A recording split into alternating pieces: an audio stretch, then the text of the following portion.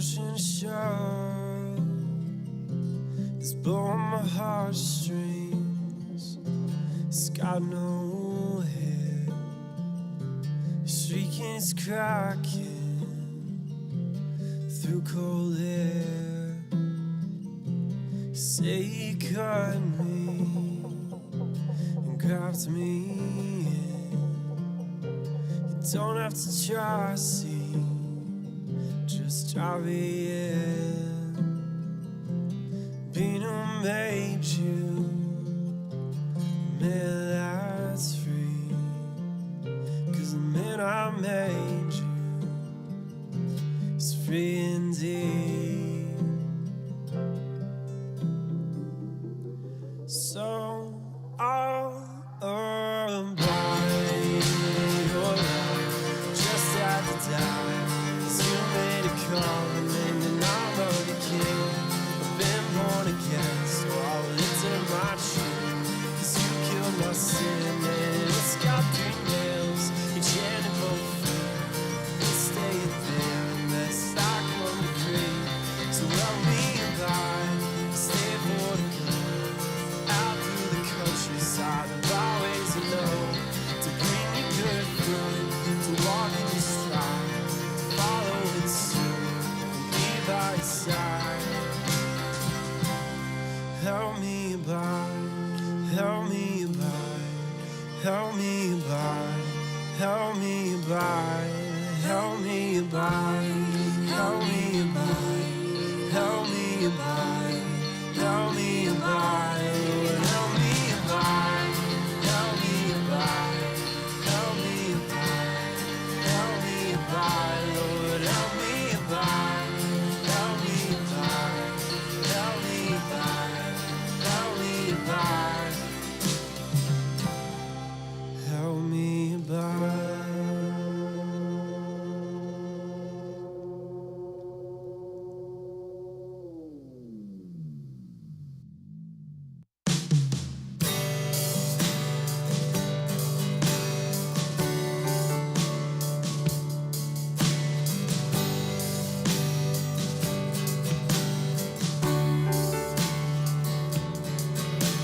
Sing with a new heart, sing with a clean heart to the Lord. Sing with a new heart, sing with a clean heart to the Lord. I am new in Him, I am new in Him. I am new in Him, I am new in Him. The old is gone and the new is come. Let His kingdom come and let His will be done on earth.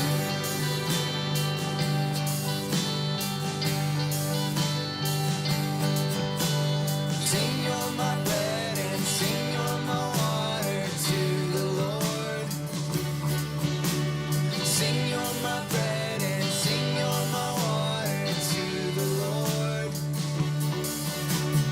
I am full in Him, I am full in Him. I am full in Him, I am full in Him. Was ever hungry, now I'm ever filled. Let His kingdom come, let His will be done on earth.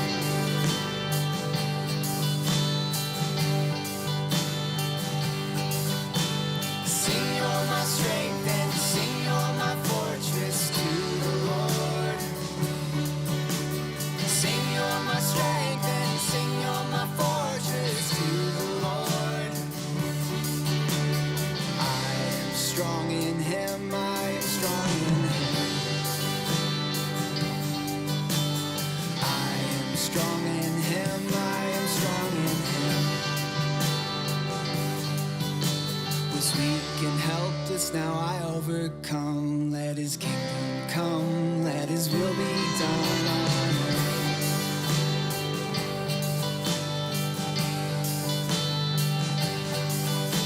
Sing with your brothers, sing with your sisters to the Lord. Sing with your brothers, sing with your sisters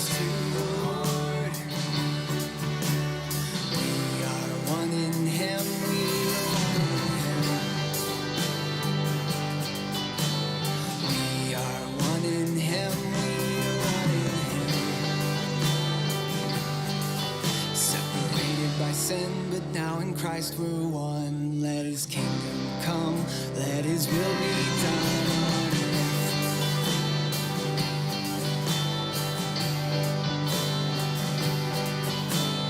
We are doing it, we are doing it. We are for it and we are for it. We are strong in it, we are strong in it. We are one in it, we are one in it. Created complete and unified in him. Let his kingdom come, let his will be done on earth.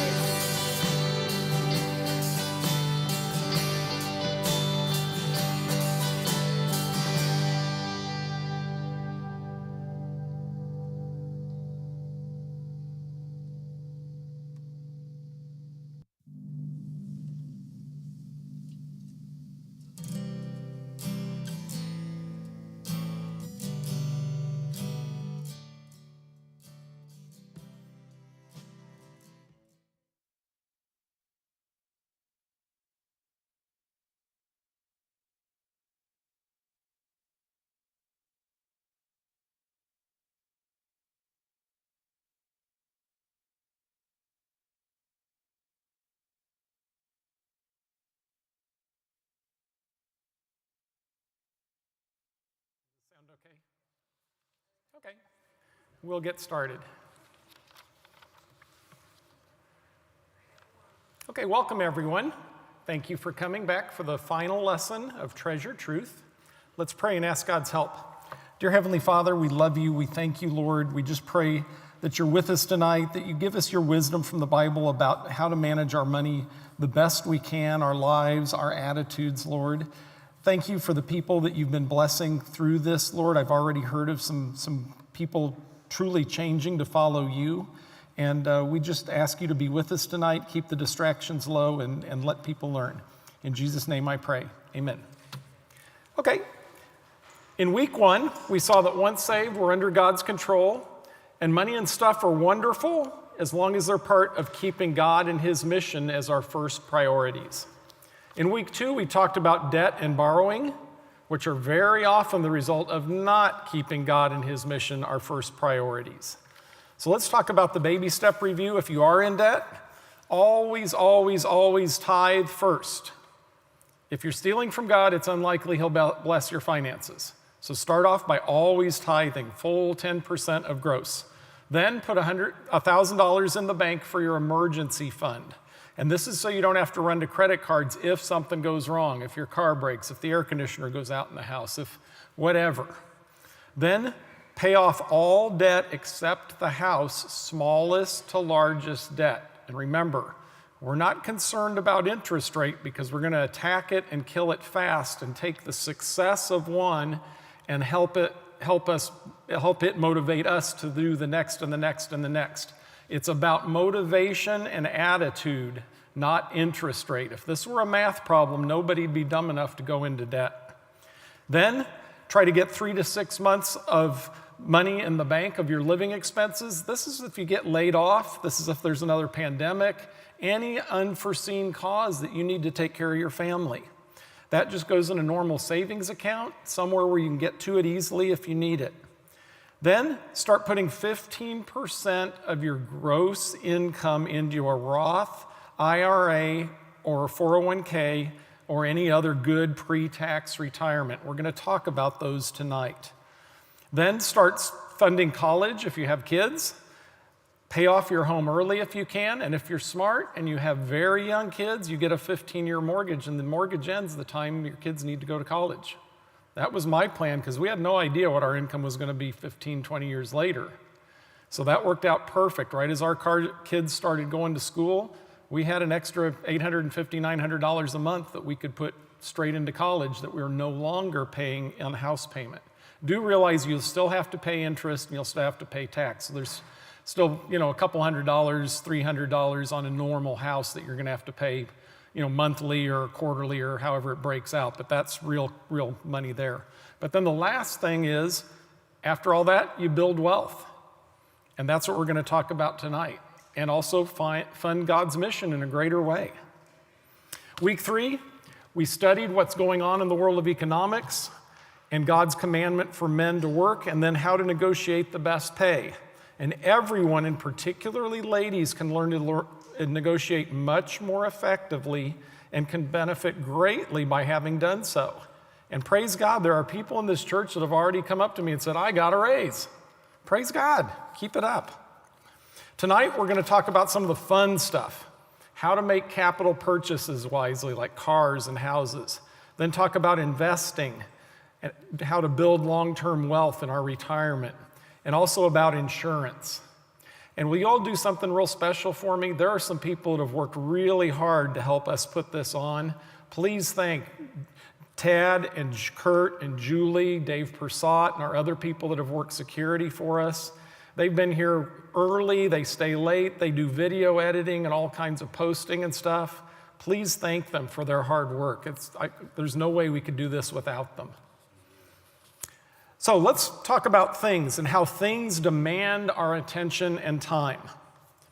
Prosperity the American way is a mixed blessing. All this stuff is really neat to have, but too often 20th century possessions strip away the happiness that God wants us to have. In 1900, every family member worked long hours, 6 days a week or more to make ends meet, and most of them were working on farms, so even the young kids are out there helping.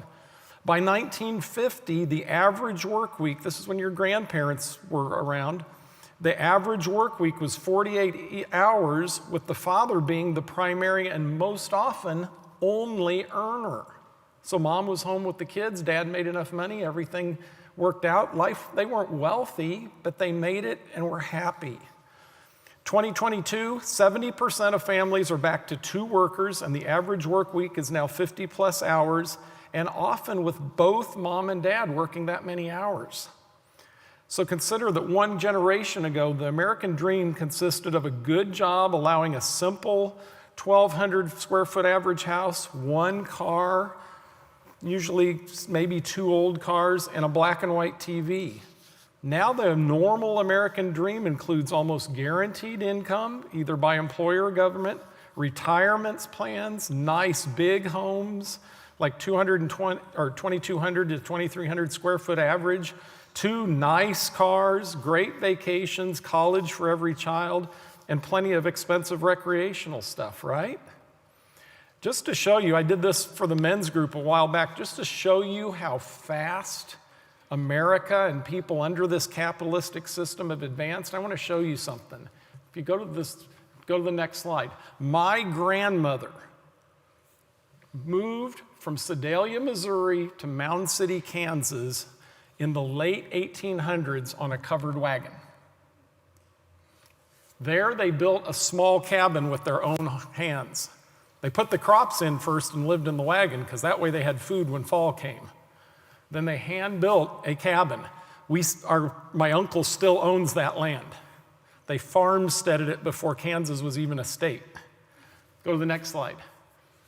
My grandmother and grandfather grew up across the street from each other down at that farm, and they bought a house and moved to about 25th and Olive in Kansas City. And it was a house, it was an okay house, it wasn't a great house, but no insulation, not many square feet, electricity that would kind of buzz sometimes and you worried about.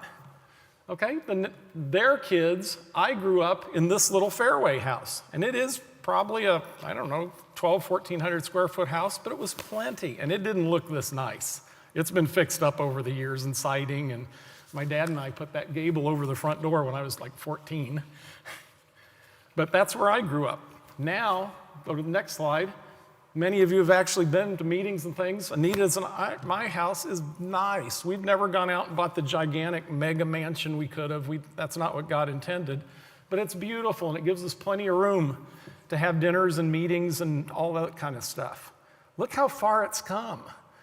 The next house, this is my daughter Haley's house. Her husband is a Latin and Greek teacher in a charter school down by Atlanta. This is the house that they can afford. She's a stay-at-home mom. It has everything you can imagine, nice TV, microwave, good stove, all that, and certainly not wealthy. You know, it's not a big house, but it's nice. Isn't that a long ways from a covered wagon with people that were alive almost till Haley was born? My grandma, the last time I saw her was our wedding. And she said, Larry, I've lived the most amazing life in the world. I literally moved to Kansas in a covered wagon and saw men walk on the moon. That's how rapidly this economy has made us affluent. Isn't that amazing? I knew people who came to Kansas in a covered wagon from Sedalia, Missouri. She was alive till I was like 28. So we needed to know the real purpose of stuff. Human ingenuity and invention are originally created material stuff to make our lives more simple and enjoyable. That goes in your blank. Think about it. We invent things to make life better, right? Refrigerators, washers, dryers, dishwashers, telephones, were all invented to lessen our physical labor and to give us more free time to enjoy, right? But now, however, the world's way is to keep score of success by measuring how much neat stuff we can accumulate. And there's lots of pressure on us to do that. The world's way is to see, desire, acquire at any cost. But that's not God's way. God's way, 1 John 2:15 says, love not the world, neither the things that are in the world. If any man love the world, the love of the Father is not in him. For all that is in the world, the lust of the flesh, the lust of the eyes, and the pride of life is not of the Father, but is of the world. Luke 12:31 says, but rather seek ye the kingdom of God, and all these things shall be added unto you. We've already seen the similar Matthew verse for that. Now affluence and culture has driven demand past practicality, and the stuff being bought is actually demanding more and more of our time rather than less and less of it. Also note, the specific goals of advertisers these days is to switch our thinking from need-based purchasing to want-based purchasing. You want a perfect example? I have an old iPhone 11.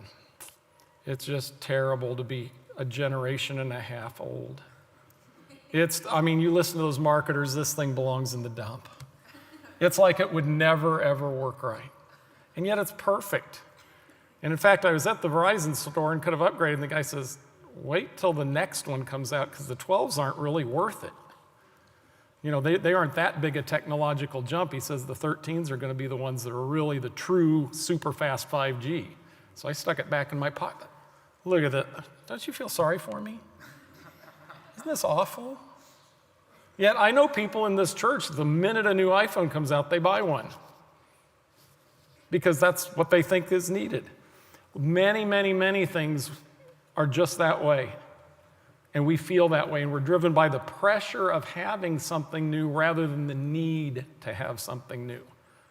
This phone might take a couple more milliseconds to search something on the internet. Other than that, who cares? A video might take 10 seconds to load instead of 4. Ooh, that's worth spending $1,000 for, isn't it? I'll get a new phone when there's value in doing so. But that's a classic example. Some other ones, vacation homes. Oh yeah, that saves you time and makes life easier. Now you have 2 houses to paint, 2 roofs to fix, 2 houses to clean, mow, and it's 3 hours away. Gee, all that affluence saved us a lot of time and made our lives easier, didn't it? Even simple gadgets add significantly. Laptops on planes, cell phones that never stop intruding on our lives. Social media and online entertainment are adding up to 3 hours a day for the average American now. We even all feel like we have to video our kids at every sports event, every band concert, everything they do, rather than just sitting there and enjoying them. Isn't that true? But why? The result of this great abundance has gone past making us more content and happy and is actually making it less so. And God doesn't prohibit us from enjoying the benefits of this world. After all, they're His and He gave them to us. But He gives us clear direction. Don't get entangled in this mess. 2 Timothy 2:4 says, "No man that warreth entangleth himself with the affairs of this life, that he may please him who hath chosen him to be a soldier." So the question, are you redeeming the time? Or are you just wasting it on all this stuff? Are you entangled? So how do we balance this? First, establish the balance first. Make a commitment to serve God first.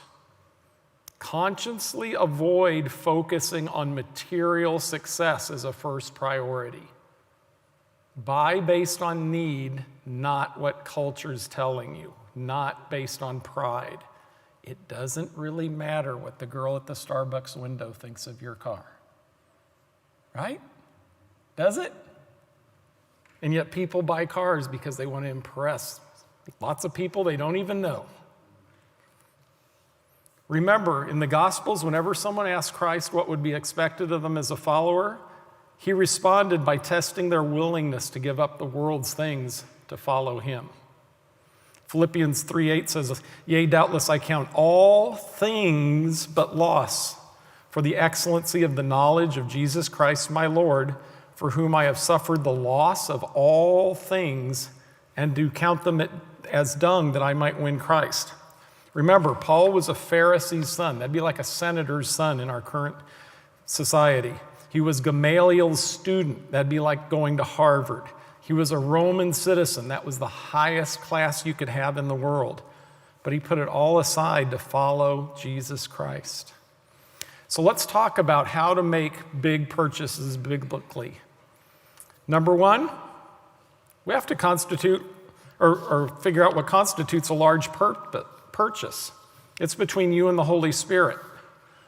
When Anita and I were young and really, really poor, a big purchase was like anything out of the normal, right? I mean, anything.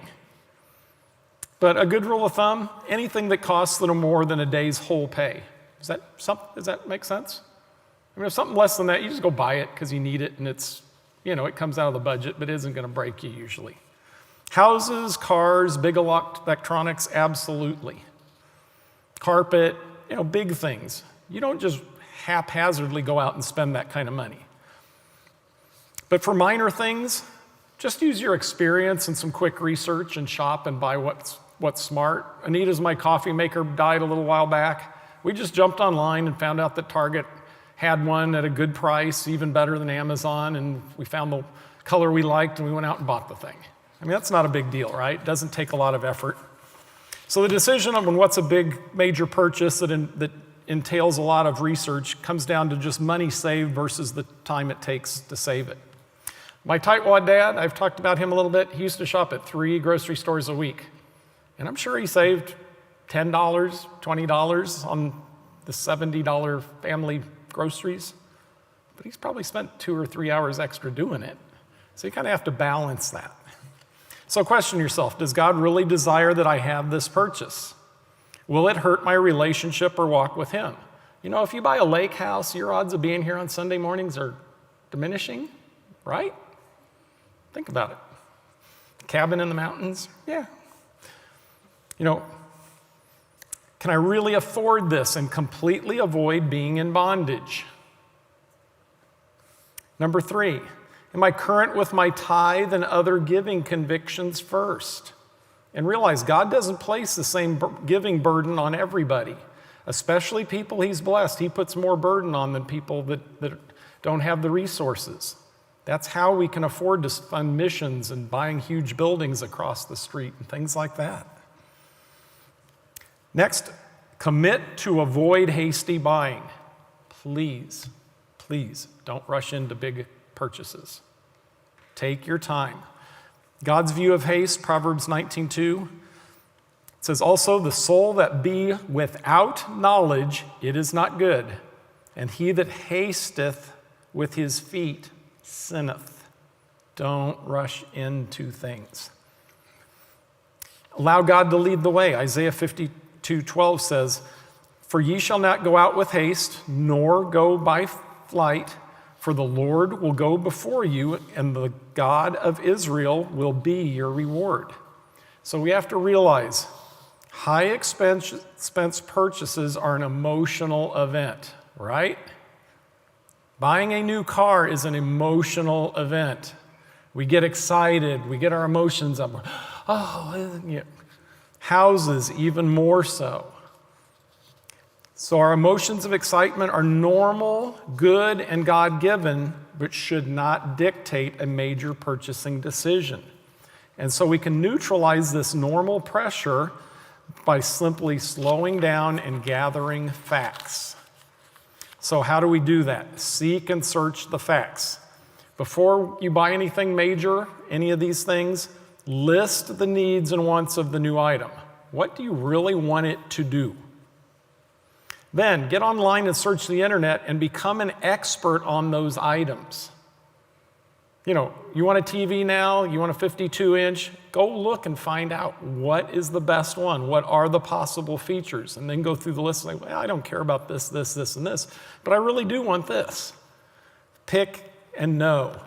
Read the online reviews of the item, but realize also, don't get thrown off because the reviews might have one bad one and 150 good ones. Eat the fish, spit out the bones. There's always somebody that doesn't like something. But if they've got 1 star on Amazon instead of 5, I'd keep looking, right? Consider value, not just price. This is one of the most important things in making good purchasing decisions. You want value. You want the best for the money. You want the one that lasts the longest and is good enough that you're very happy to have it, not a junky one that breaks in 2 years or that you're tired of having around because it isn't really what you wanted. For example, Hondas, Toyotas, Lexus, Acuras cost more but last forever and cost next to nothing to maintain. That's value. Leather furniture costs 20 to 30% more, but on average lasts 18 years compared to 7 years for cloth, particularly if you have kids or pets. That's shopping for value. That's understanding the difference. Only then, after you've done your research, take a day or more and go out and talk to all the items under consideration and gather lots of information about what it is that's available. This is when you let your emotions go crazy. Let the kids go ooh and ah at all the fancy features on the new TV. Let your wife purr at the electronic seat warmers in the new car. Enjoy looking, learning. Be sure, you're laughing, but people, if they don't do this, fall in love with those and sign on the line and don't get the right product. Be sure to shop 2 or 3 places, the more the better. And ask the sales guys at each place their opinion. And I'll tell you, this is something I repeat over and over. I fought with my young engineers on our projects. Go talk to people face to face in person. You can learn more in a 20-minute conversation than you can in 20 texts or emails, by far. You will hear things like, yeah, that's a cool model, but did you know in September they're coming out with a new one and it's going to do all this more? We learned that instead of the Samsung TV we bought that was 4K compatible, the Sonys were 4K but had an automatic online update to 8K. They had all the electronics for 8K as soon as it comes out that you just download. That jumps it a whole nother generation ahead. That means I don't have to buy another TV for an extra, 6, 8, 10 years. I bought the Sony. We have Samsungs of the other ones. They're both good. But that's the kind of thing some sales guy was wise enough to tell us. It's like, get this one. You won't be back so soon. Talk to them. Get face-to-face real information. And at the end of this first day, this is a major purchase. So you're not rushing, right? Go home with nothing but the information you gathered. Sleep on the decision. Wake up the next day, evaluate what you've got, see if you have everything you need for the best model possible. If you find you need more information, now you ought to be wise enough to be able to go get that pretty quick with a phone call, online, whatever. If you need more time, do more research. So then gather the pricing information of that exact model that you want You can look at the internet, phone people, advertising, call everybody in town that sells exactly what you want. Demos can be okay if they're not too old. One time we bought a demo TV off the floor. It was the only one they had of that model left. They had a huge sale going on. But you don't want one that sat there on the sale running nonstop for 12 months, do you? But if you look on the back, the UL and ETL labels on the back are dated. They require a date. So we turned it around and went, oh, it's only been here a couple months. That's not going to hurt anything. That just proves it's working right. And we took it for a big discount. So be wise, but things like that do happen. Once you decide, purchase exactly what you selected at the best price available. And this is the time that you really start pushing people for price, and you're ready to move fast if you find a deal, like that demo.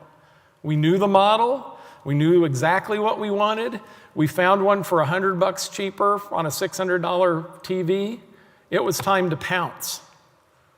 This is the time to rush. You know exactly what you want. You're going to be happy. Look for deals. And accept no substitutes without reconsideration. Don't let somebody bait and switch you into something else, because that's almost always going against your research. So everything comes down to a simple fact. Are you a wise consumer? I read something a while back. Bob Lutz, which was a CEO guy at several automotive companies, he was at Chrysler this time, was asked by Auto Week, which is one of the top car magazines I read. It says, they asked, new Chryslers are now just absolutely gorgeous inside and out. And you used to build lime green cars with blue interiors. What made that change? And his answer I will never forget. He said, we ran out of uninformed consumers. We ran out of people dumb enough to buy a sloppy combination. The clear implication, we have and will take advantage of uninformed customers. So you have to be informed.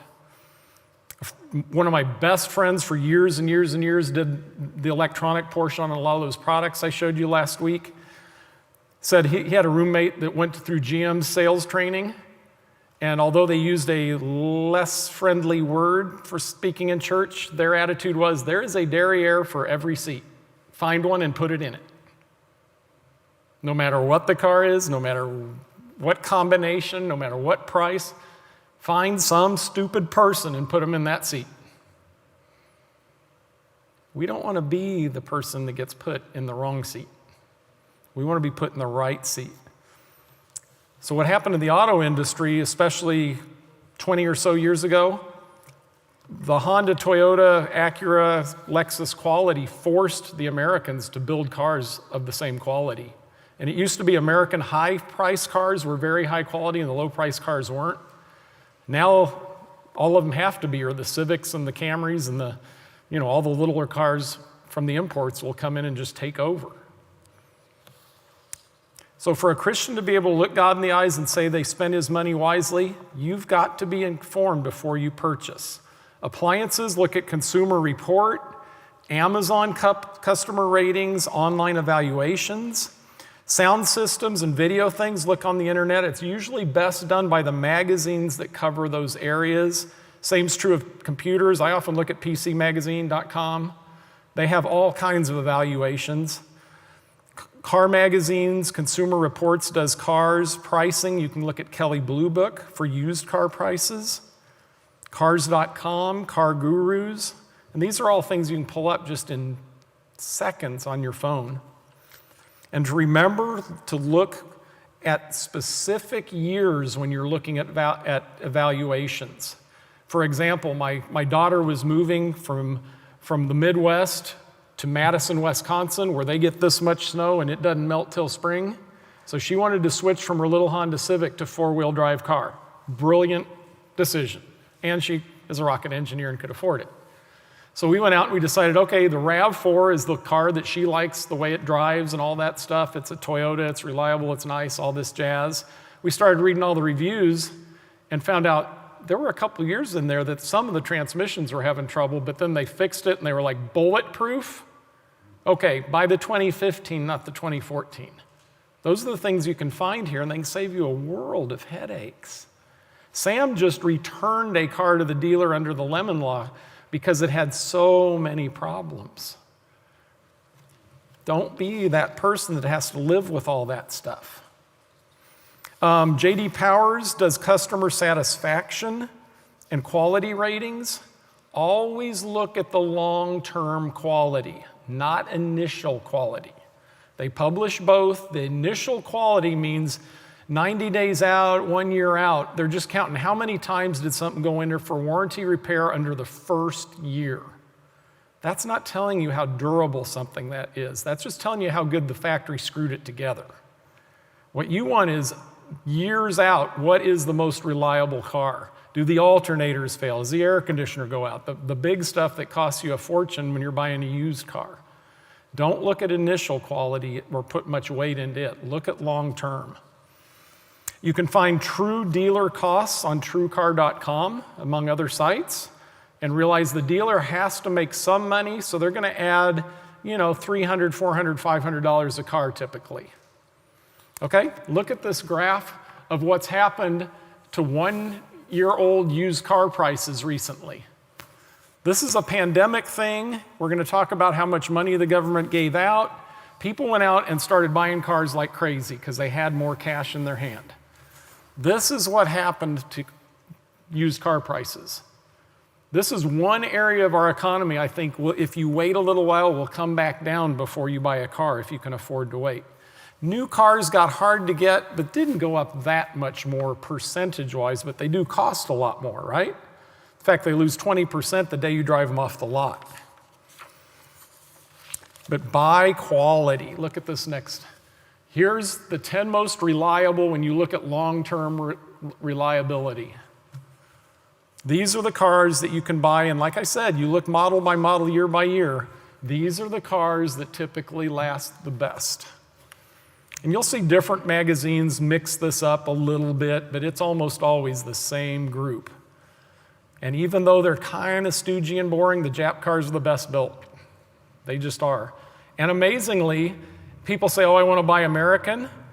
The cars with the most American content of parts and labor right now, Honda Accord, Toyota Camry, and then F-150 pickup. They're built here by Americans, they want to support the economy where they're sold in. They kind of have to keep the pricing equal to where the normal guy in that country can buy it. But take a look. And Scion's was a Toyota brand that's now, they've merged it back in. It never became what they thought it was going to be. Okay? Now, why did I add this section in such detail? I had the nicest little old lady next door neighbor. She was about 70 years old. This was probably 20 years ago. She wanted a new car. Her husband had died. Her son was going to take her out. I said, okay, here's how we do this. You go out, you look at every car you'd consider, come back, I'll do your research for you. You just tell me what you want to look at. She went out with her son, fell in love with the color of a specific car, bought it on the first day, totally on emotion, paid full sticker price for a car that had mediocre quality and low resale value and crash test results. Paid the full sticker price. There was, at that time, an $1,800 rebate the factory had on the car. They didn't give her that. Slowing down and doing her research could have saved her $4,000 and put her in a better car. But boy, she liked that champagne color metallic paint. She said, oh, isn't it pretty? Yes, but you're going to live with that thing for, 6, 8, 10 years? It's so sad. I just said, yeah, it's pretty. Home purchases. Realize everyone is against you getting a low price when you buy a home. Why is that? Both realtors get paid on percentage. The more it costs, the more they make. So if you're wanting to buy a house, look on Zillow and see what they think the most current cost is. They're pretty darn close. Houses I've been watching, just because we're teaching this class, peaked in about August and now have come back down about 6%, at least my house has. When you think you want to buy a house, number one, pick what kind of house you want. Go out and look. Do you want a split level with lots of steps? Do you want a 2-story? Do you want a ranch?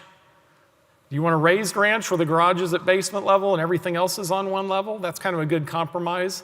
The more real estate, the bigger the footprint is, the more it typically costs because you've got that much more foundation, that much more roof, that much more. So that's why they build houses taller rather than wider. So first pick what you want. Pick the neighborhood you want it in. Go find out, do you really want to drive an hour and a half to work to save 10 grand on your house? That's an option. There's people who are living way, way south, both Kansas and Missouri sides right now. You can go live in north Wichita like Kenny. Get a nice, inexpensive, less expensive house, right? Harrisonville and further out, Peculiar. Yeah. So, yeah, I see people in the back raising their hands. They're on that mission, but they're counting the cost. Before you make an offer, you want to go look at the house. You don't buy it just on pictures. Realize and evaluate especially. I have a lot of people saying, oh, I had somebody this morning, in fact. Oh, we want to buy a house. Oh, I think we're going to buy one close to church. They're a little cheaper here and blah, blah, blah, blah, blah, blah, blah.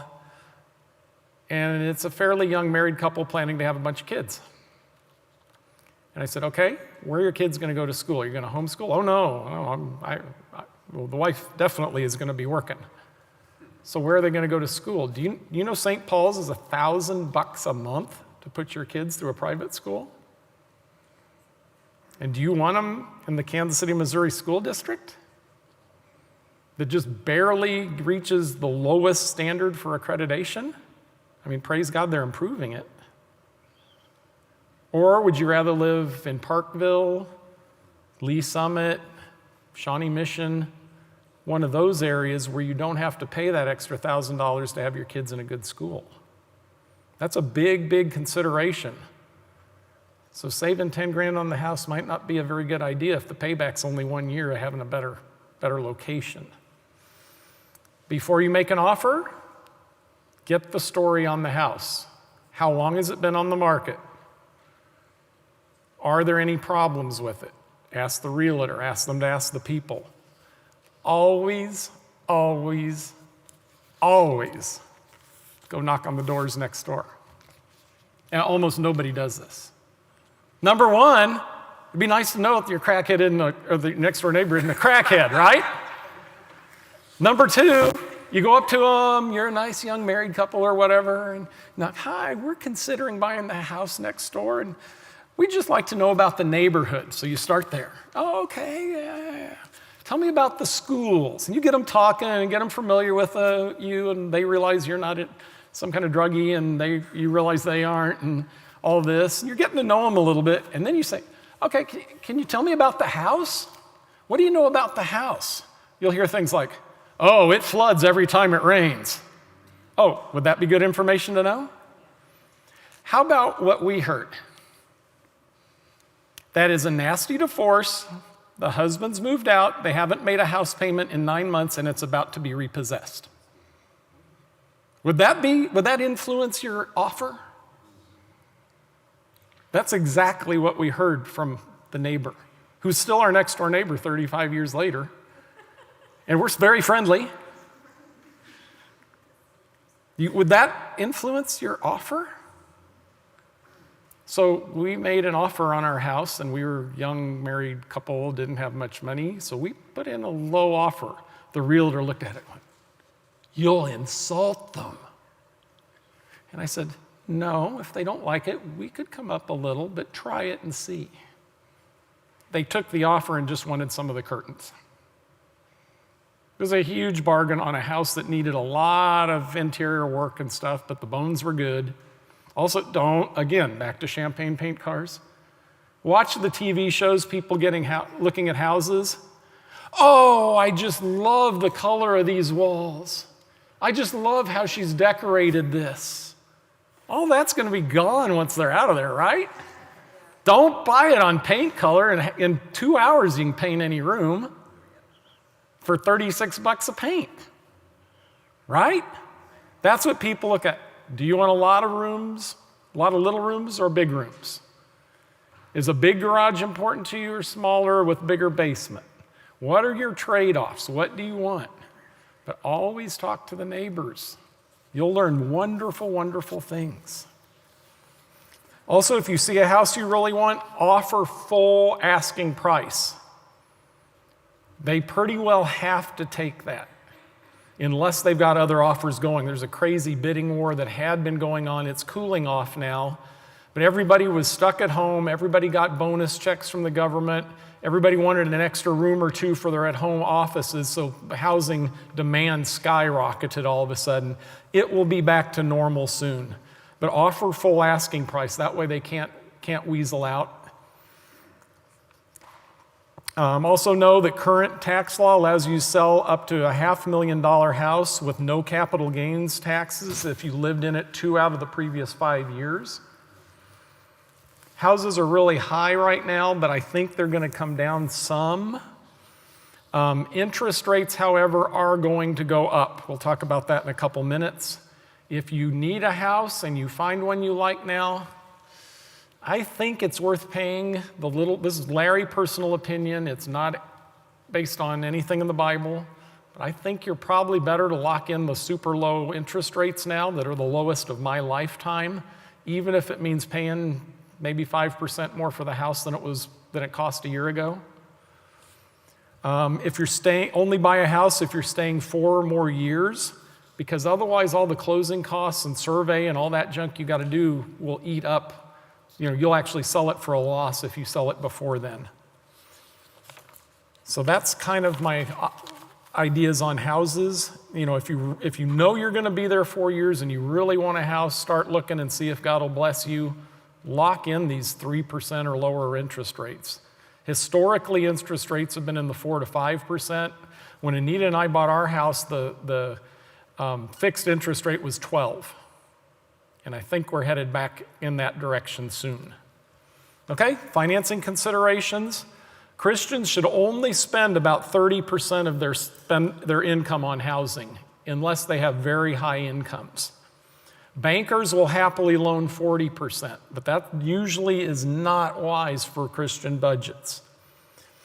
Never buy a house thinking the taxes on it are going to save you money.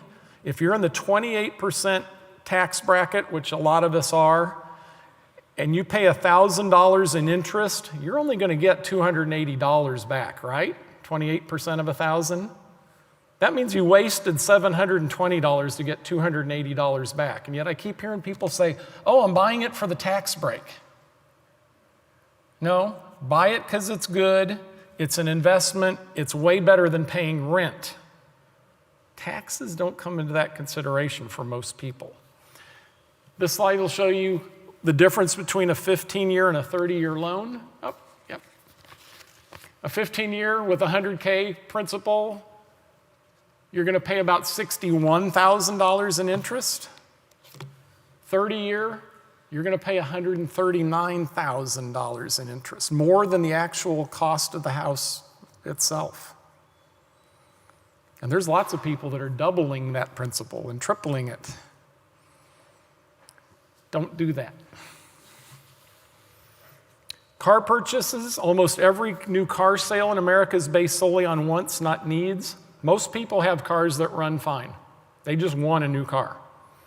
You can buy any quality car you want to pay for. Luke 14:28 says, "For which of you intending to build a tower sitteth not down first and counteth the cost, whether he have sufficient to finish it?" So there's really 4 types of cars out there, and everything you buy is a compromise between these. Comfort, it's a rolling living room, like Lincoln. That's their niche area. Economy, so low cost of transportation, even if you're giving up some of the comfort and other things, like this would be a Kia. Utility, these perform functions other than just hauling people. So that may be, stuff for off-road, stuff for hauling lots of stuff, towing a trailer, things like that. And then there's performance, fast and fun. Ferrari, Alfa Romeo, BMW, all the fun stuff. Consumer Reports lists the most reliable cars. We saw that. Unless you're going to keep it forever, look at the resale value. If you're buying the ones we talked about earlier, the Honda, Toyota, BMW, Lexus, Acura, Porsche, those have very high resale. If you buy typically the mid and up and large size American cars, they have no resale at all. They're horrible. Watch out for dissatisfaction and huge profit from pretenders. Isn't that a beautiful car? Economy cars with stripes and plastic trim as pretend sports cars, they aren't. Economy trucks with fat tires are not true SUVs. Luxury cars with handling packages, you see a lot of that, especially on the American cars, aren't real sports sedans. The real ones like Mercedes, BMW, Audi cost big bucks, and there's a reason. Utility vehicles with leather interiors are still trucks. Is that really what you want to drive? We went out and looked when our 4Runner was getting old enough, we didn't want to drive it to see our kids at both ends of the country now. So we were buying a new car. We went out and looked, and the 4Runner was a phenomenal vehicle. We started looking at the Lexus SUV that's built on the 4Runner chassis, and Anita's like, no, this is just too much of a truck for me. So we chose the Acura that drives much more like a car. But it all comes down to a choice. The list goes on and on. Always try to buy manufacturer's engineering, not dealer add-ons. You should not have to buy extra warranties if you're buying the good brands. Watch out at the closing costs. They're always trying to add stuff. They try to add $200 for the floor mats that you can talk them down to $50. They're trying right now selling ceramic coatings is a big deal. Nah, you can do that yourself. Paperwork charges. Oh, $400 for the paperwork. All of that's negotiable. That is not, they act like this is just what we do. And you're like, no, I'm paying for the car. I'm not paying for your paperwork. It's all negotiable. Realize some places will give you a big number on the trade-in, but less off the car, vice versa. It all comes down to the bottom line. And they will sell cars just to move the volume at not much profit because they also know my next door neighbor's coming in tomorrow. Right? So the car market right now is finally returning to normal. It's been ridiculous. I don't recommend you buy new, but if you do, by the last day of the month, dealers get monthly sales incentives. Late summer is often the best time to buy because new models very often come out in the fall. Carry your phone and look things up as you shop. We were at an Acura dealer there on I-35 looking at a little Honda Pilot for my youngest daughter. Is it a Pilot? I forget what it is, the little bitty coupe. And we're looking at it going, yeah, this is okay, blah, blah, blah. He goes, only one of this kind within 100 miles. And I knew that wasn't true, so I just ripped up my phone. Here's one in Olathe. They'll lie to you or just plain not know. Oh, it was a Honda Fit, not a Pilot. Check online for rebates and incentives. And you do not know the best price on a new or used car unless you can walk off the lot and they won't take it. And we have bought cars that way. There's been a few times we bought brand new cars, and there was a reason to do so. There was an big economic reason for a while to do so for us. And we literally made an offer, and they were letting us, we said, oh, no, that's our bottom offer, because we knew what we wanted to spend, and we knew what that car should cost. It was a Honda Accord. And we went out and got in Anita's car and loaded the kid in the back seat, and we were ready to drive off. And the manager, not just the sales guy or the sales manager, the manager came out and said, come back in, we'll make a deal. So you can always drive off and drive around the block and come back. But you want them to see you getting in your car, because 99 out of 100 times nobody comes back. You'll see how hungry they are. Leases are a horrible financial decision for individuals. Some businesses lease cars. There's different tax rules and all that there.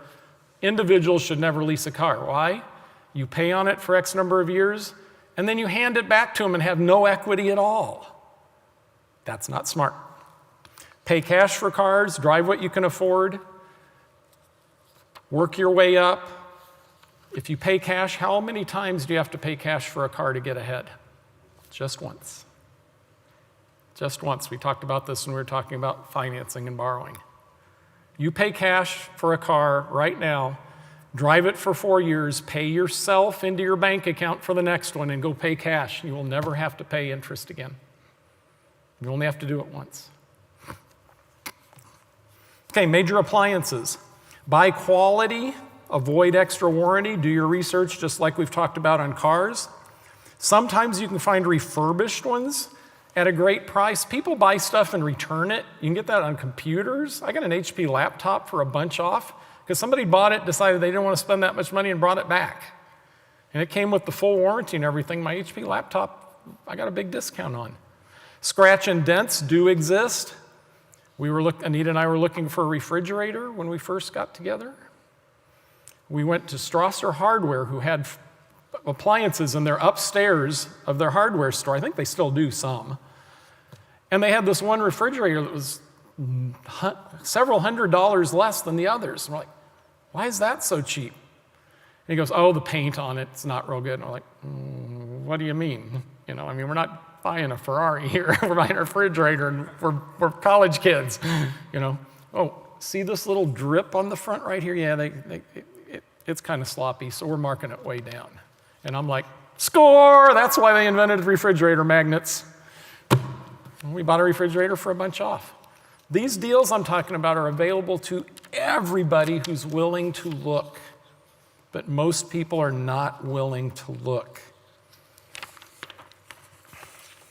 Also, check Craigslist, Facebook Marketplace. A lot of stuff you need does not have to come from the big box stores. We bought a Honda lawnmower that had barely been used from a guy that was being transferred to Washington, D.C. and getting in a condo. And we bought it for way less than new. You can do that. We bought 2 of our bikes on either Craigslist, actually 3 of them, on either Craigslist or Facebook Marketplace. Bikes are like exercise equipment to lots of people. They go out and they blow a whole lot of money. They ride it a little bit and they stick it in the garage, and a year later they're tired of it and they'll sell it for half price. Please slow down and look. Okay, so that's wise purchasing. Any questions? Anybody have questions on purchasing stuff? We can talk more afterwards. We have the mic up here if you want to ask questions later. Be thinking. Okay, let's talk for a minute about inflation. Webster's definition of inflation is a continuing rise in the general price level, usually attributed to an increase in the volume of money and credit relative to the available goods and services. Think about that. A rise in the volume of money relative to what's out there to be bought. So 2% inflation is normal and desirable. They actually dial it into our economy. It's good for things to go up in value. It hurts everybody if things are going down in value. Nobody wants to hear that your company's products are selling for less today, so you're getting paid less. That doesn't go over well, does it? Runaway inflation is very harmful and is usually attributed to bad economic policy by our government. Inflation occurs when people have too much to spend on too little goods available. That's simple economics. From 2020 to 2021, using the pandemic as the excuse, the US government has printed enormous amounts of money without the economy being able to increase the workforce or the size of the factories to produce the goods to meet the additional sudden demand. And that created a shortage of products and excess demand. Does that make sense? There's more of us looking for iPhones than there are ways to make them, so the price goes up. Simple economics. Listen to this. This is crazy. The U.S. government increased the total supply of money in our economy from $15 trillion to $22 trillion. That's a 31% increase in the money available to buy stuff. Okay, here's all the things that added up to that almost $7 trillion. Okay? Now, this is not tax money being spent. This is the government borrowing money on government bonds that are usually bought by American, British, and Chinese investors, and then they dumped it into our economy. In other words, didn't you get some checks? Okay, that's where they came from. This is what people refer to as printed money. It wasn't tax money they had that they decided to allocate. They created more money and dumped a bunch in. And this tax money is what caused the inflation. Here's the CRB index, which is the consumer price index of common things through our economy. It's an average of all these things you see on the left side. And this is what it's done for the last year or so. This was not caused by the war in Ukraine. This was caused from a sudden increase in money sent out to people. This shows that we had a 7% last Tuesday. Did you hear the news? We're currently now running at 10%. The war kicked it up some more. Gasoline is 2% of that increase. Everything else is the rest. So if you're still making the same now you did 6 months ago, you're losing at a rate of 10% of your buying power. You can buy 90% of what you used to be able to buy. This inflation is an enormous burden, particularly on lower income families. It hurts the very people the government's always trying to say they're helping. Poorer people can't afford to have their food, their gas, their housing costs suddenly skyrocket. There's so many people just barely making it. Young couples, people in poverty. To cool the economy, the Fed has to raise interest rates to slow down the demand. They slow down the borrowing. They take money out of availability to get it back in balance. But this cycle almost always ends in a recession, including layoffs and hardship on everybody. Politicians in power always resist raising interest rates because of that. And the worst part is, all of you still working out there are going to pay interest on that $7 trillion for the rest of your lives. You say, oh, well, how am I going to do that? Are they going to send me a check or a bill for $8,000 per house like they borrowed or whatever that number is? It's a big number.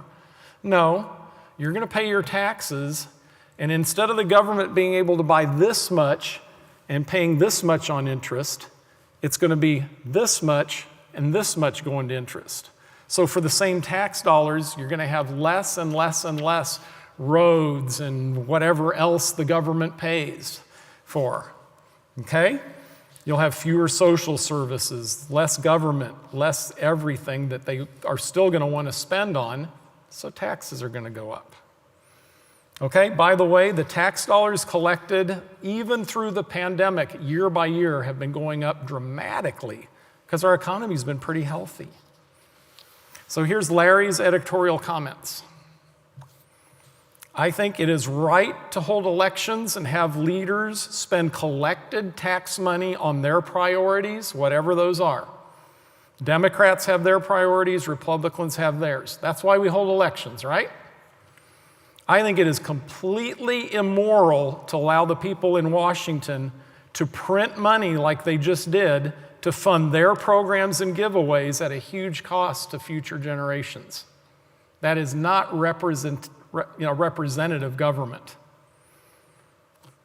Both parties do this. They have for a long time, but never like we're seeing now. Also, you hear over and over from the politicians that we need to tax all the billionaires more, right? Haven't you heard that? Oh, tax the billionaires, tax the billionaires. Yes, absolutely. Both parties, wealthy congressmen and senators have cut big deals to their wealthy friends. for decades. That's how it works. That's how they get reelected. But realize having this in the press month after month after month is just a gigantic smokescreen to fool those of us who are gullible, uninformed idiots. Why? There are only 810 billionaires in the United States. They have a total net worth of $4.6 trillion. Do we have the billionaire slide? Is that next? Okay, it'll come in just a minute then. So $4.6 trillion is if you took every dollar from every billionaire in the United States. How much did we say the government just printed out of nowhere? 6 trillion. So would taxing those billionaires more be fair? Yes. Would it solve our problem?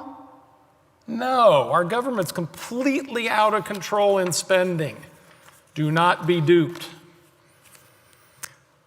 What can you do about inflation? Number one, ensure your wages keep up with inflation. That very often means that you change jobs. Accelerate purchasing of the things you know you must have because they're going to cost more later, right? That doesn't mean go buy stuff for stuff's sake, but if you know you're going to need to buy stuff, better now than later if you have the money. Watch what you buy and look for bargains. They do exist. Be an even wiser shopper than you have been. I think avoid buying a car right now if you possibly can. That's an area that may fall back. Also, if you have money, put it in investments that grow, not savings accounts that always fall behind inflation. If you're getting 2% in your bank account and inflation's 10%, you're losing 8%. I think we're in for a tough time. I think inflation is likely to last the next 3 years or more, followed by a recession. These last 10 years have been some of the easiest economic years of our lives. Jobs have been increasing, pay's been increasing, but prices hadn't until this ridiculous spending. This is the exact copy of what happened back in the 1980s. In the Carter years, they had the war on poverty. They printed enormous amounts of money to get control. After that, the Fed had to raise the rates enormously, full 1% jumps a quarter sometimes. They just raised it 0.25%, full 1%. Our house interest rate when we bought it in 1984 was 12%. The ARM rate was 18%. A car loan back then was 12.9%. This is the price we pay for politicians messing up the economy. Now, do you understand inflation? It's bad, and it's going to get worse, in my opinion. So now we're going to talk about investing. We'll talk about some good news now. When you think about investing, we've learned a lot of things. The main thing is we have to keep the right heart attitude. To retire, families need to target some really big numbers. We're going to see why. But our lives must be about following God first. And I don't even want to teach this if you've come here with your goal of just being rich, being a millionaire, driving a Ferrari. I don't even want to teach this. That's the wrong heart. Don't go to somebody and say, oh, Larry says I have to be a millionaire, I'm a failure. That's not true. But what is true, if you're a normal family, there are some really big numbers that we're going to talk about that you have to save to be able to have the retirement to take care of your family. That's a reasonable reason to save and build wealth. Okay?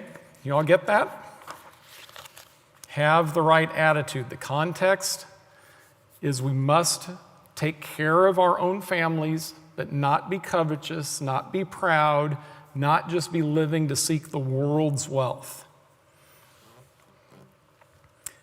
Now we don't really live in the same time as previous generations. We're not living in stable, predictable times. We know Daniel 12 says the end times prophecy is no longer sealed up like it was when Daniel gave it.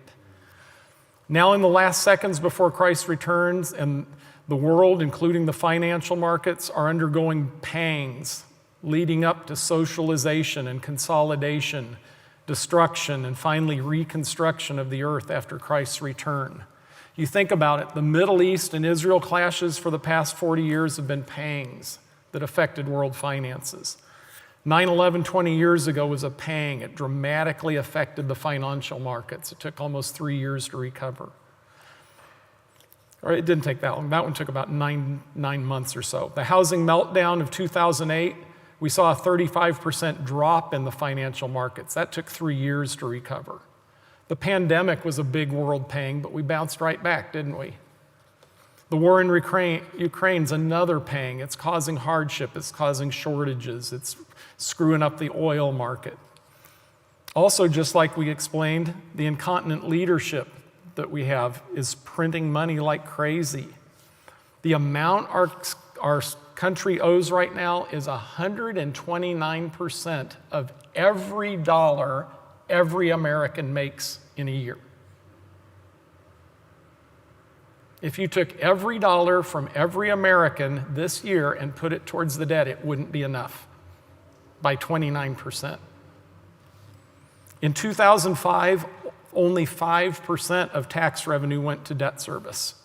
In 2015, it was up to 10%. Now who knows how high it's going to go, especially if interest rates go up. Also know U.S. consumer debt is at 95% of GDP. So that means all that America makes, if you put it on the credit cards and loans and all that, student loans, it'd take 95% of everything every one of us makes to pay that off. That's a crazy circumstance to be in. 2 Peter 3:3 says, knowing this first, that there shall come in the last days scoffers walking at their own lusts and saying, where is the promise of his coming? For since the fathers fell asleep, all things continue as they were from the beginning of creation. They're not continuing the same as they always have, and we Christians can see that. So the biblical purpose of investing. First investment's found in Genesis 3:23, where Adam is told he has to work the land for food. This means he had to invest some work keeping the garden to have food to eat. Wise farmers hold back some of the best of each year's crop as a starting investment for their seeds for the next crop. A lot of times now people just go out and buy more seed that's already dried and all that, but formerly farmers did that themselves. The parable of the sower of the seed, a 30% increase meant you broke even. That's about what you planted. 60% was doubling what you planted. That's good, right?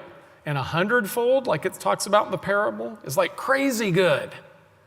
So that parable of the sower of the seed is just goes along right with that. We've also seen that God's not against prosperity. Proverbs 8:20 says, I lead in the way of righteousness in the midst of the path of judgment, that I may cause those that love me to inherit substance, and I will fill their treasuries. This is written to Jews. There is no promise to the Christian that they're going to get physical substance, but it often works out that way if you follow God's rules. One good reason not to invest is to give to God's work. Otherwise, God clearly desires that we save and multiply what he's given us. Proverbs 21:20, there's treasure to be desired and oil in the dwelling of the wise, but a foolish man spendeth it up. Also remember the story Christ told about investing the talents in Matthew 25. He was mad at the guy that just had it under his mattress, didn't he? Just buried it? Yeah. So the first requirement for investing is a right heart. God's given us a little here to test our faithfulness so he can give us much greater riches later. Luke 16:10 says, he that is faithful in that which is least is also faithful in much. And he that is unjust in the least is also unjust in much. If therefore you have not been faithful in the unrighteous mammon, who will commit to you trust the true riches? So our managing money here is a test of our stewardship and how we can handle God's kingdom to come. So what grade would you give yourself? Think about it. Hopefully better after that you listen to all this stuff about God's word, what it says. Okay, legitimate reasons to invest, to further God's work. Some people are gifted by God to be givers. Another one, current family responsibility. 1 Timothy 5:8 says, "But if any provide not for his own, and especially for those of his own house, he hath denied the faith and worse than an infidel." That even goes for my wife in her retirement after I'm long gone. Her family tends to live to almost 100. So I don't want God calling me a lost infidel, do you? Another good reason, a down payment for a house, a purchase of a car, a college education for a kids, retirement. These are all reasons to save and invest. Also, like we said a minute ago, the economy experiences inflation each year, and to not invest means you have a loss in purchasing power. Another reason, future responsibility. Proverbs 19:14, "House and riches are the inheritance of fathers, and a prudent wife is from the Lord." So God doesn't want us to squander our resources, but have money to take care of ourselves even in retirement, and it's okay to pass some along to our kids and grandkids. That's what he says. Now, wrong reasons to invest. Greed, the desire to just have more and more and more, keep up with the Joneses. That's envy. Pride, oh, I want to be more important than somebody else. I want to look rich. Ignorance, you're following other people's misguided examples. Tulip bulbs were enormously valuable in the 1700s. People paid more and more and more and more and more for tulip bulbs until they didn't. And those stuck, having bought the last ones, lost everything, right? The dot-com internet stocks of the 1990s. Flipping houses in the 2000s that led to the 2008 huge housing crash. Some of it. Could I say Bitcoin in 2021? How high did that get? 76,000, and what is it now? It has nothing, like 44, 46, bounces around a lot. It has nothing that establishes its value. It's pure speculation at this point. Luke 16:13, "No servant can serve two masters. Either he will hate the one and love the other, or else he'll hold the one and despise the other. You cannot serve God and mammon." So some investment wisdom, and I'm saying this is information about how to invest. I am not a stockbroker. I do not pick funds for people. I have nothing to do with that. But we can give you the principles here so you can make smart decisions. If you're just starting off today, investing, this is primarily focused on your retirement investing or house, saving for a house, things like that. And we'll talk about the specific accounts in a few minutes. But the rule number one of investing is find a teacher, not a salesperson, to help you. Most of your works offer 401k accounts or similar, and they pay somebody like Fidelity, 20th Century, whoever, to come in and manage those. That's free advice for you to help you make good investments. Number two, never invest in anything you don't understand. If you are, you're listening to a salesperson who probably doesn't have your best interest at heart. Never invest solely for tax savings. It's always a bad return for normal people. Never invest borrowed money. Never take money out of your house to invest. Don't do that stuff. I actually had a coworker who borrowed $100,000 and put it in the little bitty startup company we were in because he was sure it was going to make him a millionaire. And it didn't in a big way. And he still owed the $100,000. When we invest, we want to diversify. That means spread out your investments so they're not all in one place. A giant energy company named Enron motivated people to invest their retirement in that oil company, whatever else they got into, and they completely blew it. They got out of their energy sector into a bunch of other stuff and lost all their money. Same for WorldCom, a Pennsylvania telecom company. There was a Bernie Madoff fund in New York that had presidents, star actors, Harvard, huge people duped into investing, and he didn't have any real returns. He was taking the money from one to pay the others. All gigantic trusted investments that went completely broke. So don't put all your money in your company stock where you work. Some is probably fine, especially if they give you some benefit to doing so, but spread it out. Ecclesiastes 11:2, give a portion to 7, also to 8, for thou knowest not what evil shall be upon the earth. So we should probably have, at least 4 or 5 different funds that you invest in as we get going. We'll talk about that. Also have good counselors. Where no counsel is, the people fall, but in the multitude of counselors, there is safety. I want you to look at this next chart. Just a second. We'll get to that in just one second. I think I got my slide out of order on that one. The investment choices that we have. You can put all your money in a cookie jar. You have 0 risk and 0 return. So you actually lose right now 7%, right? Savings accounts are paying 1%, so you're going to lose 6%. A mutual fund has some risk. You buy a group of stocks to spread the risk.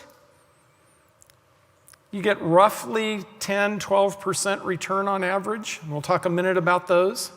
Those are great for more normal investments like your 401k or your IRA. When buying stocks, you are actually buying part of the company, so you share in the profit. If you buy individual stocks, the risk is much higher, but you can make a little more money if they do well, but the problem is most people who try that lose money. Vegas, you can go out to Vegas, put your money on the roulette wheel, you make a lot of money if you win. Remember the story I told you about Larry Wynn? 23% of the dollars coming in the front door stay there. Or you can be a day trader. There's people that go out and try to bet on individual stocks going up and down on any given day. 95, 99% of them lose their money, and a lot of them lose all their money. Typically, women are much too conservative in their investing, and men often take on too many risks. So when and where to invest? If you plan to use the money in less than 5 years, it's a savings account. Don't risk it going up and down in the market. If more than 5 years, like for retirement or kids' college, that's investing. If saving, you want to put it in a money market or a bond fund or a savings account. You're not going to get a lot of return, but what you're doing is just building it up to spend it pretty soon. Make sense? If investing, you have to get over the inflation rate or you're not getting anything. Single stocks are too much risk. Mutual funds is the ownership of a tiny part in many companies, and it spreads the risk. Nearly 100% have made money over every 10-year period for 70 years. The best ones average 10 to 12% over long periods of time. So look at some of these graphs. Here is the historic graph of the Dow Jones. Look where it was when it started. Right about here is where Anita and I started investing, and look how high it's gone now. The Dow is now at 33,000. It actually went over 34 Thursday, Friday. That's a 27 times increase from 1,300 where Anita and I started investing. Look at the curve. It just goes up and up and up. Don't sweat the up and downs. It does go up, it does go down. Look at this chart. See the up years and the down years?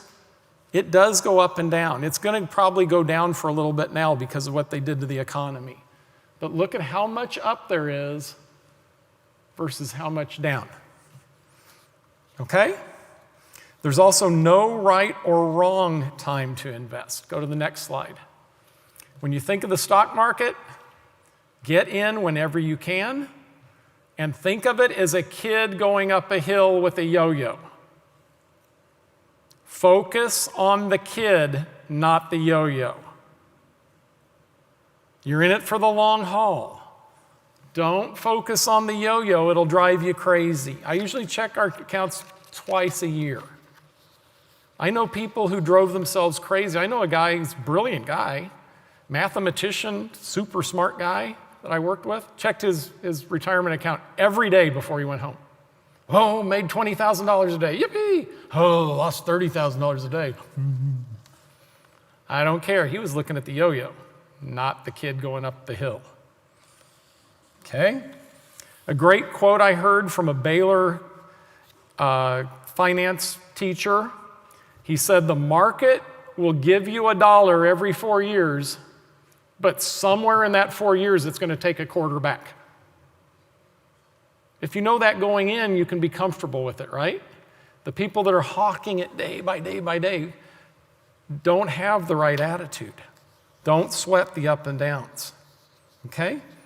There's no right or wrong time to invest. Go to the next slide. Doesn't matter which political party's in, what the mix is, it all tends to go up. So that's the stock market. That's an option. Bonds are loaning money to companies or governments. That's where you give them money and they promise to pay you the interest. Kansas City, Missouri's been doing that for the streetcar, fix bridges, fix up the stadiums. You give them $10,000, they pay you 4% interest. And very often the municipalities can do that and tell you and write the rules so that it's not state taxable, sometimes not federal taxable. So there's reasons to do that. Real estate can be an excellent investment, but you get the headache of managing property. Andrew Ong does very well. It's his living to buy property, fix it up, and then rent it. And he makes his living off that rented property. But he also spends an awful lot of time fixing broken toilets, roofs that don't work. One lady burned down her kitchen. She did, in the apartment building that he's got, that little apartment building. I mean, it's a lot of work. Metals like gold are occasionally good. They've gone up quite a bit with the inflation recently, but have only turned 1.8% from 1900 to 2021. That's a terrible investment. Contrary to popular belief, gold is not good in a disaster economy either. After Katrina, nobody wanted gold. They wanted drinking water, gasoline, and blue jeans and gloves. Only in an economy that completely collapses is gold valuable. Okay? Retirement investing. Here's some terms some of you know, some of you don't know. An IRA is a fund that you invest now, pay no tax now, but pay taxes when you withdraw them. So you invested here, it goes up to here, you withdraw as you retire, and you pay tax every time you sell it. Okay? That's one option. A Roth IRA is an account where you pay tax on the income before you put it in. You invest, it grows all the way up to here, and then you can withdraw it with no taxes at all. And remember, it's the growth that is what's so substantial. So that's almost always the best option. Unless you're in the last probably 10 years to 5 years before you retire, that's the best option. It has a huge tax advantage over IRAs. The 401k is an employer-offered retirement savings plan that usually has Roth IRAs or Roth 401ks. The IRAs are individual retirement accounts. When it's a 401k, it's the same as these, but it's through your job. And the investment options are usually available by the employer. They will take a company like Fidelity, like 20th Century right down the street here, like Creative Planning that's out in Leawood, and they'll have them come in and say, okay, here's 10 of our best accounts. We're going to let your people pick from them, and they have a variety of things in them, okay? And you can do Roth 401ks or normal 401ks just like you can do an IRA or a Roth IRA. IRAs are individual. You do that yourself with a stockbroker. 401ks you do at work. And by the way, the government is really pushing employers to have 401ks. More and more and more, because they're realizing there's lots of people that haven't been doing it. So they're making the rules more and more that companies are going to be pushing people into them so they have some retirement. But what does that mean for people that are investing? There's more people buying stocks, so they're going to go up. Okay? Here's some charts, some cool charts. Okay, a normal 401k account, remember we talked about having 4 or 5 investments when you start? a normal 401k account will have some bonds, some big company mutual funds. This is like IBM, GM, Apple, huge companies, have some mid-sized companies, and then have some of the small companies that are the ones that are the emerging, possible to grow real fast, and then some international, okay?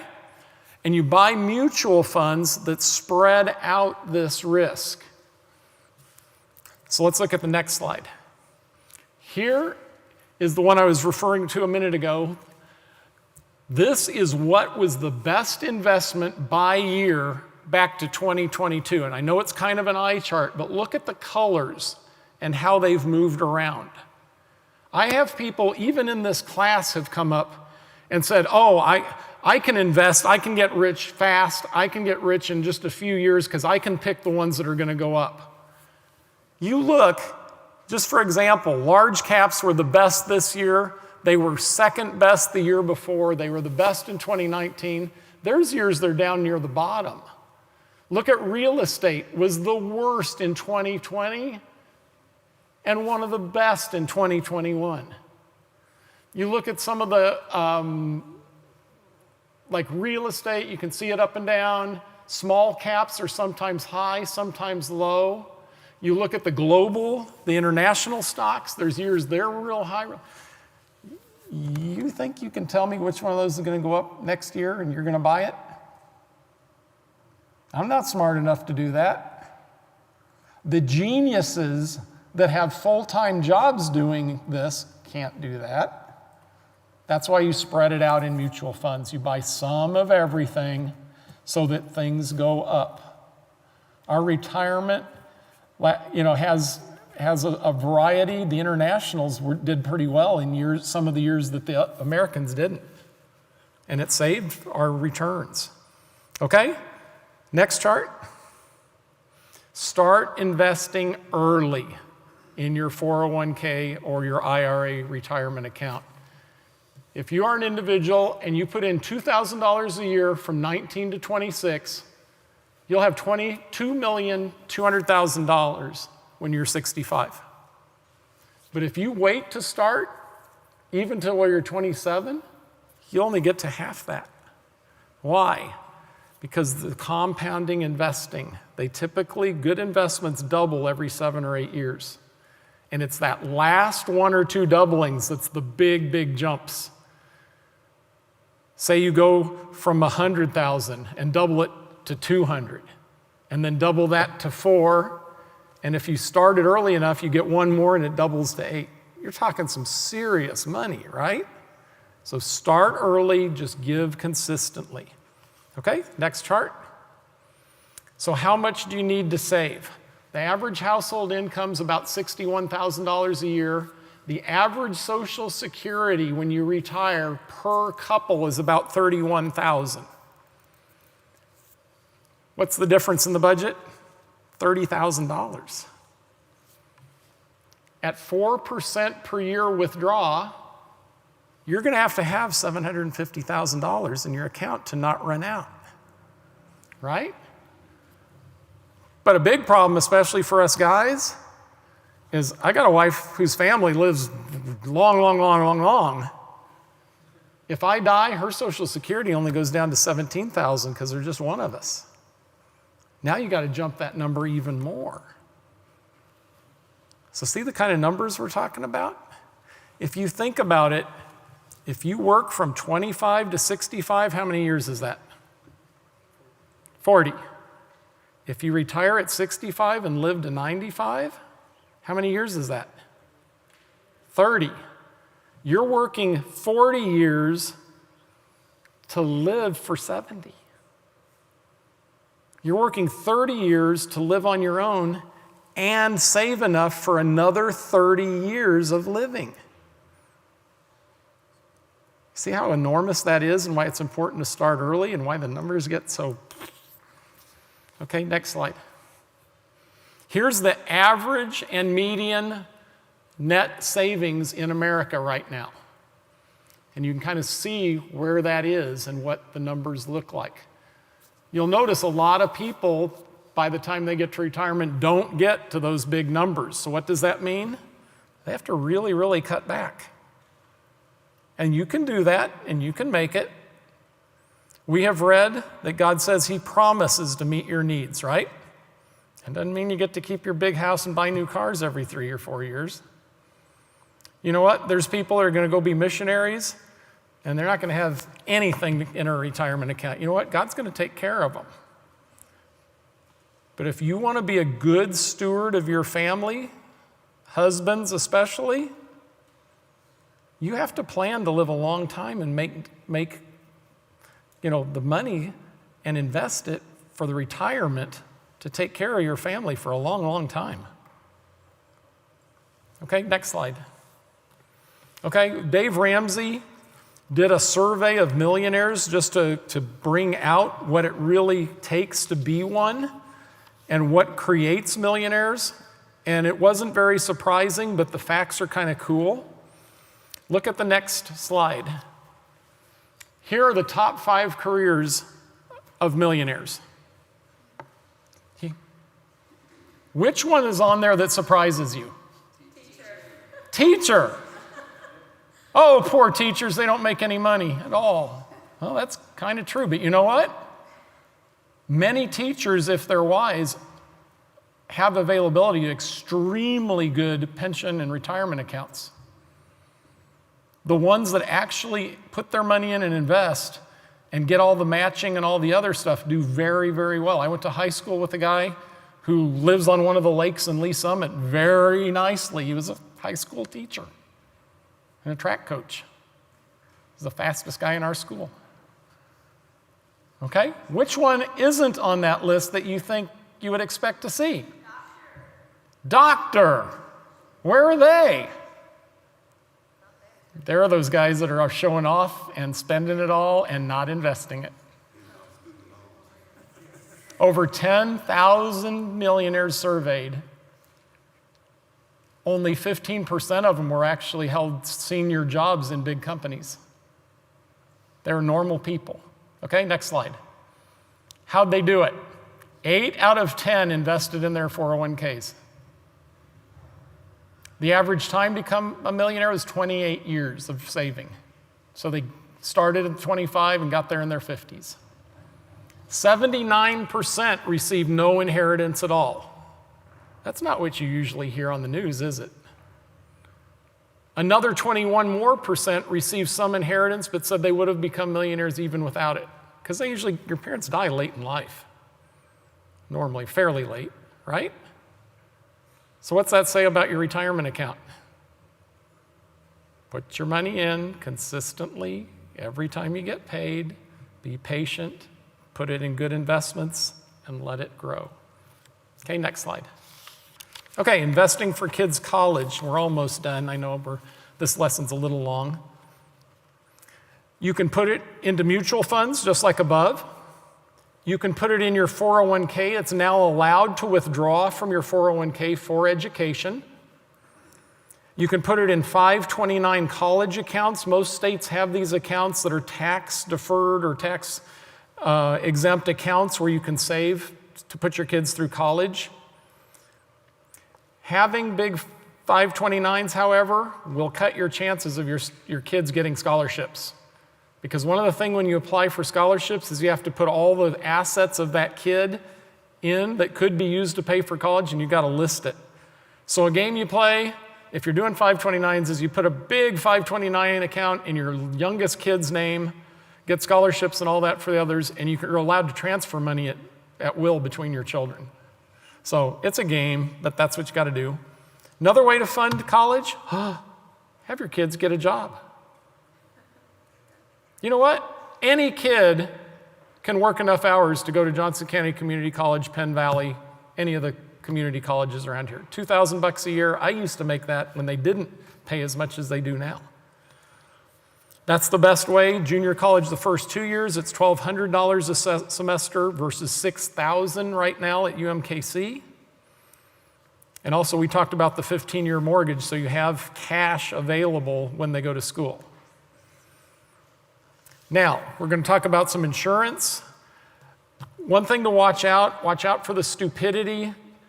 Never invest with an insurance company and never buy insurance from an investment company.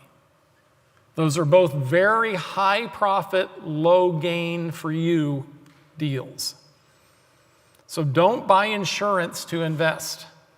Don't buy insurance for your investments. Does that make sense? Can you elaborate on that? Yep, I will. Are you talking about Whole life, yep. why? We'll see it. Sure, okay. Okay? Okay, so that's some quick investing overview. The purpose of insurance. Insurance is not directly discussed in the Bible in any scripture, but the principles about it abound. Number one assumption, all wealth belongs to God. It's under His control. We're to treat other people's like money, including the insurance companies, the same as our own. All through the Bible, God teaches faith and provision, not protection, right? God promises deliverance. Psalm 50:15, it says, "And call upon me," not Prudential, not Uncle Sam, "in the day of trouble, and I will deliver thee, and thou shalt glorify me." Right? But God also instructs us to foresee evil and avoid it. Proverbs 27:12, "Prudent man foreseeth the evil and hideth himself, but the simple pass on and are punished." Also, we're to bear all our own burdens, right? Galatians 6:4 and 5. "But let every man prove his own work, and then shall he have rejoicing in himself alone and not another, for every man shall bear his own burden." So where does that leave us with insurance? The purpose of insurance is to transfer risk. That goes in your blank. The test of do we need insurance is, could you alone provide for the unexpected loss yourself? So, types of insurance. If your house burnt down, can you afford to just write a check and build a new one? No. So foresee the risk and cover the risk, right? Buy replacement insurance. Even fewer could afford health care costs if someone was badly injured on their property. That can be $1 million lawsuit, right? So we ought to have some liability insurance with our homeowners. Disability insurance is a must-have. What happens to your family if you get hurt at work and can't work anymore? If you are 30 years old and make $30,000 a year, you could lose 35 years of income at $30 a year, $30K a year. That's $1 million. How will your family make it? And also realize, why am I saying all this? You're 12 times more likely to become disabled than you are to die at work. It happens more than you want to think. And when it does, your family still needs to eat, right? Life insurance. That's really the wrong name, isn't it? Isn't it death insurance? So what's the purpose of insurance? To transfer risk. It's not an investment. It's not a get rich quick by paying for excessive amounts. It's to replace your income in your family in the event of an early death. There are two types. Term insurance. It gets its name because it's purchased for a specific length of time, and they pay you a specific amount if you die during that time. Okay? The second time is called cash value insurance or whole life insurance. This is an investment inside insurance. 75% of all insurance is told this way because it makes huge profits for the insurance company. In fact, it's not uncommon for the person selling it to get the first full 2 years of what you put in as his commission. That's why they push it. People buy it because they're not educated. And I did this for a while and then was taught otherwise. So here's a comparison between term insurance plus good investments like we were talking about versus this cash value insurance. The cash value, the best case for a 30-year-old. Say you have $100 a month to spend, okay? You can get $125,000 of cash value insurance or whole life insurance. At 40 years old, you'll have $20,000 cash value because it usually returns 7%, sometimes less. At 60 years old, you'll have invested $41,000. If you die, all you get is the face value of the insurance. You don't get any of that money. So it's dependent on you to take that money out before you die, or they keep it. Does that sound fair? Or like a good investment? Your family doesn't get that 41K. It's lost. Okay? Let's look at 30-year fixed level term insurance. So the first one, even if you cash it out, you're not getting as good a return as you would in the stock market. And if you should die, all you get is the insurance. Now we're going to talk about term insurance that you always get if you die, plus an investment. Okay? So you put that same $100 in, you get $125,000 insurance. It only costs $7 a month, typically for a 30-year-old. That means you have $93 available to put into a Roth IRA. At 60 years old, that's worth $327,000, plus you'll get the $125,000 insurance. Your family gets both. Is that a better deal? By far. But this is not enough insurance. Remember what we said about how much we have to take out a year to make your budget work? It's like $30,000, right? So if you make $40,000 a year, say you need $400,000 insurance. When your wife withdraws 10% per year, that insurance, $125,000 isn't enough. You need more like $400,000 term insurance. But that's only $20 a month, roughly. So you need to be wise. You need to understand the difference. You need to understand where the profit is for the companies.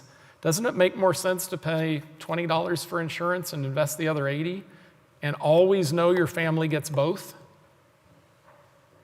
And that investment almost always is better in a good investment account than it is in the insurance account?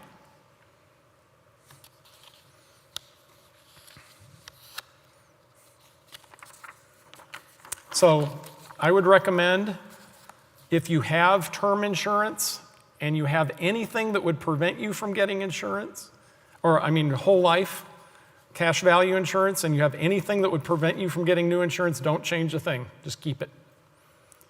But if you can, buy term insurance, make sure it's in force, then cash out of the whole life and invest that money, and then start just investing from there. So that is our lesson on investing and insurance. Obviously, things like cars. Do you buy car insurance or not? I don't know. Do you have enough money in your bank account to replace it fully? And replace, the Lamborghini you accidentally hit. We were working on Meyer the other day, and 2 Lamborghinis raced by. It's like, oh, this could be interesting. Miller's like, oh. So we buy insurance. Do you buy just comprehensive? Not unless you can write a check for the new car, right? Do you buy health insurance? Absolutely. What if, like Deb, you suddenly find out you have cancer of some kind? Or even young people in our church, right? So the goal with insurance is to take care of your family even in the event that you're not around or something catastrophic happens. So that's the wisdom from the Bible, some wisdom from me. Don't confuse the two. One's infallible, the other isn't. I hope you've enjoyed this series. Do any of you have questions you want to ask?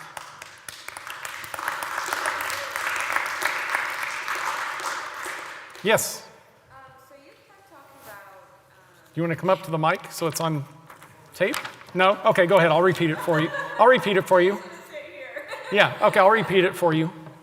So you kept mentioning, mutual funds. Yes. And, so did you go into, what is it called, a swap or something, and then you're just hey, I want to have mutual funds. This is how you get started. Yep. How do you get that process? how do you get started with mutual funds? If you're just doing it on your own, you do it with a Schwab or some other good investment counseling group. And yes, and they can show you and help you pick the best ones. Most people work at jobs where they have retirement counselors that the company is paying for the 401ks and things like that. Talk to them. They're free to you. You're already paying a small fee in what you invest for them to come do that, and they're experts at it. And they're designed simply to do that for people. They'll look at what age are you, how much risk should you take on, what's the best deal. So I would always start, if your company is paying for an investment advisor, do that. Also, many companies match in some way what's put in. I work for little bitty companies that if I put in 4, they'd put in 1. I know of some companies put in 1 for 1. That's an immediate 50% gain, right? My oldest daughter works for a company with just some of the most incredible benefits in the world. They put in 1.5 for the one she puts in. That's incredible. So always take the match. But like we said on the board here, you're going to want to get in a variety of funds to spread that risk. Big stocks, medium-sized companies, small companies, international. I have one more question. Sure. Great. So you talked about housing, and you said, offhandedly, rent. Yes. Terrible. Why is that? Well, rent, what do you have when you move out? Nothing. A house, if you sell it in the first 2 years, you'll have paid more for all the closing costs and everything, and you'll be under nothing. Because the house typically doesn't go up enough to cover all that $4,000 or $5,000, whatever it is, closing cost. But if you stay over that, you're building equity. Right now, if Anita and I sell our house, it's all paid for. It's 100% ours. If we'd paid rent that whole time, we'd have nothing. So that's why property ownership is better if you're stable in where you're staying. If you think God's going to move you, if you're in LFBI right now, and you think you're going to be a pastor in some other city, don't buy a house right now and move in 2 years. It's probably a bad idea unless it's something where you see, if you're knowledgeable, you're a fixer-up kind of guy, and you can say, I can buy this house for $100, I can live in it for 2 years, I can paint it, fix the walls, whatever, sell it for $200. If you're wise, there's reasons to do that. But for the average person to just buy a house, sell it soon, about 4 years is the break-even point. Okay, yes? For the 3 to 6 month emergency fund? Yes. Is the savings account, just a standard savings account, the best place to park that? That's where most people put it. She asked, what about the 3 to 6 months? That's in case you get laid off, injured, a pandemic shuts your company down, whatever. So you have 3 to 6 months of money to live on and that you can get to easily. So yes, a bank account, if you put it in a bond fund or something safe, this is not something you want to put in the stock market that goes like this, because then you're watching the yo-yo, and if you suddenly need the money, it may be down and you don't want to sell stocks at a loss. That's just your rainy day fund. Something else on that is I put that kind of money in local banks, like Capital Federal that's based out of Topeka. I don't put it in the big international banks that are based in New York, because I consider New York a terrorism target. And I don't want my emergency fund, if there's a war or a big terrorist attack or something, I don't want my emergency fund slowed down to my access, because that is my emergency fund. I don't care about my stock fund. They'll work that out. If it takes a year, I don't care. But the money I live on, I need that available next week when I buy groceries at Aldi, right? Okay, more questions. And it can be about any lesson, not just this one. Any other questions? Yes, sir. So I was wondering if, so I live on about maybe 20-25% of my income, Uh-huh. and about 60-70% has been going to my savings. Okay. I'm wondering is there a general rule of thumb that you think would be a percentage-wise, something that you Okay, the question was, I live on about 25% of my income. I have roughly 70% to invest. What should I do? Where should I put it? It kind of goes back to what we just taught. When do you think you're going to want the money and what for? If you're going to want the money 5 years from now or longer, you might want to start investing at least some of it in mutual funds or something that'll go up. If you're stockpiling that to buy a house in a year and a half, I wouldn't risk any of it in anything risky. Does that make sense? But it sounds like you may have a fairly decent amount of money. You can buy certificates of deposit, things like that pay better interest than just a savings account, so you get something for it. But just look around at what's available. But look at your risk. If it's retirement, I'd put it in like a Roth IRA, personal. Something else to know is Roth 401ks at your work, you can put up to $25,000 in them right now, or I think it may have just got bumped to 26. You can put a huge amount of money in Roths at your work for retirement. And that's the best place, the best way to invest by far. 401ks are often less, normal 401ks are less, but the government allows people, especially people nearing retirement age, to put a ton of money in there. And that's what Anita and I did. We were pretty poor for a long time, so later in life when God blessed us, we just dumped money into those Roth IRAs or 401ks. Yes? Is there kind of like a range of, Is there a range of amount of money that should be in your checking account? Or maybe that's just up to personal preference, but. Okay, range of money in a checking account. Checking accounts don't make much interest. They're just cash available. That may or may not be where you want to keep that 3 to 6 months of your living expense in case something happens. Ladies are typically not as risk-taking as men. My older sister's a physician and had like zillions of dollars in her checking account when she married her husband. He's like, what are you doing? You should invest some of this. So, if you have 6 months of money in your checking account, then you need to ask yourself the question, okay, what's the rest of it for? And back to the same rules. Am I going to use this in 5 years or less or 5 years or more? And then invest it that way. Okay, other questions? No more? Thank you all very much. Oh, yes, go ahead. No, that's fine. Because this is people online and everything else have these questions, so it's good to answer. Not a question, but just a general, I really appreciated last week's negotiating your worth, and I turned on my LinkedIn to interested, like you can change your LinkedIn preferences. And so I had some recruiters contact me this week and realized that, or it just confirmed that I'm being underpaid by about $20,000 for my experience and range. So I've had 2 interviews and I have 2 more tomorrow. So I just thank you for that. Praise God. That's awesome. I've had people who listen to this say they already got raises. And we've coached several others in getting new jobs and raises. So praise God. God wants to bless us. We need to be wise. Yes? When investing in Roth IRAs, do you have a specific, like Vanguard or those sorts of sites that you would suggest more specifically? Okay, the investment companies, there are quite a few of them. All of them have good funds and all of them have not so good funds. So what you really want to look at is look at the funds, and it won't take you 15 minutes to get online and look and see MSNBC like the financial, I think it is MSNBC, has a good website.